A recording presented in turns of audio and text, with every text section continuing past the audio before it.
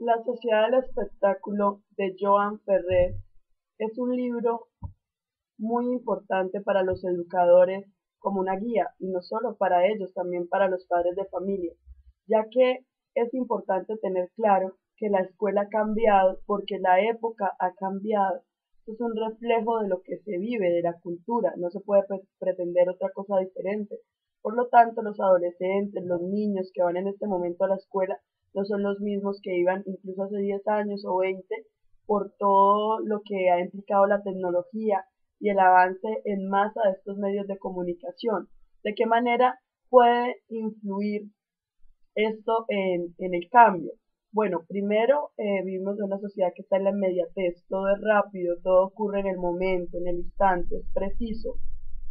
Los profesores tienen que tener mucha lucidez para poder abordar este problema. La mayoría de personas, de adolescentes hoy en día quieren ser estrellas y se convierten en una representación de su propia vida. Eh, eh, Tienen el referente cultural de las actrices, de las cantantes, de cómo me quiero ver, y muchas veces no se preocupan por conocerse a ellas mismas, sino viven una vida ficticia.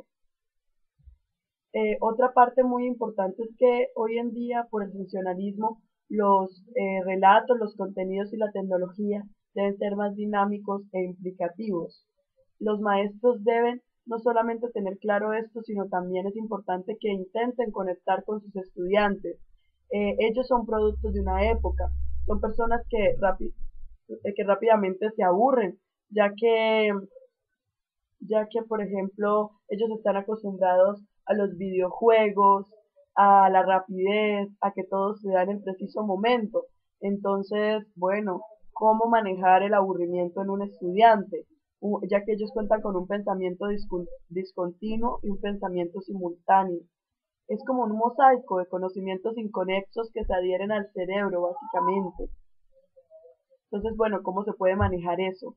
La situación del espacio, la rapidez de reflejo, la capacidad de integración de estímulos que en este momento ya adquieren los nuevos estudiantes. Esas son ventajas que se tienen, porque tienen más rapidez para integrar estímulos visuales y sonoros. Eh, en un comienzo, todos sabemos que las palabras reflejan concepto de lo que uno observa. Por el contrario, las imágenes representan cosas. Entonces ahí ya viene un cambio de pensamiento, porque ya no estamos hablando de conceptos, de la idea de nosotros, sino de lo que se nos muestra, de las cosas tal como se nos presentan. Esto tiene mucho que ver en el desarrollar un pensamiento no crítico, simplemente recibir y no pensar. Esto sería pues básicamente la diferencia entre el lenguaje escrito y el lenguaje audiovisual. El uno es el medio de expresión del concepto y el otro del cuerpo. Le provoca al cuerpo humano densidad, repercusión, duración, esto es lo que provoca público. Entonces, ¿qué hace? Que se cree prácticamente un culto al cuerpo humano. Siempre se dice, no, es que la escuela y la televisión no van de la mano, no son contrarios, y se asume esto también con los medios de comunicación. Pero si hubiera una conciliación entre el sujeto mismo con la realidad, entre el cuerpo y el espíritu, entre la emoción y la razón, entre el conocimiento y el deseo, sería absurdo pensar un aprendizaje sin la pasión por aprender, ¿cierto?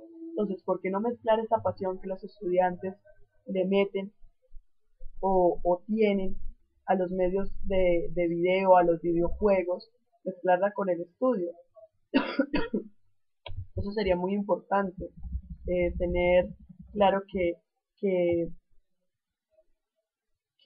tener claro que el estudiante lo que necesita son conocimientos que le creen placer, conocimientos que lo motiven a actuar, porque hoy en día se tiene la noción de que el estudio es aburrido y los medios de comunicación son, son satisfactorios, o sea que los medios de comunicación sí te mantienen todo el tiempo sin la capacidad de aburrirte. Entonces, si se concilia la motividad y la racionalidad, como decía Bertrand Russell, el educador como creador de deseo, la razón es y solo debería ser esclava de las pasiones, los deseos, las emociones. son las únicas causas posibles de la acción. La razón no es la causa de acción, sino solo un regulador.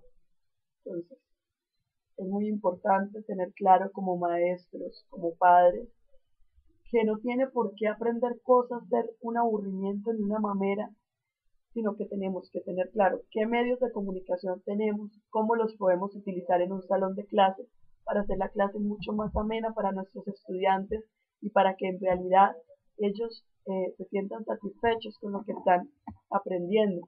El maestro hoy en día no se puede basar en una sola tecnología, en una sola forma de comunicación.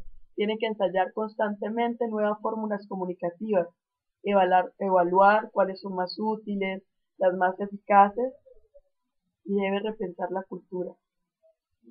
No nos debemos quedar solo con una crítica, sino mirar cómo, con lo que en este momento se nos da, que es valioso porque es un avance que el ser humano ha hecho, cómo con eso logramos tener una mejor escuela, logramos tener una mejor sociedad, logramos tener mejores estudiantes que se motiven realmente por lo que hacen.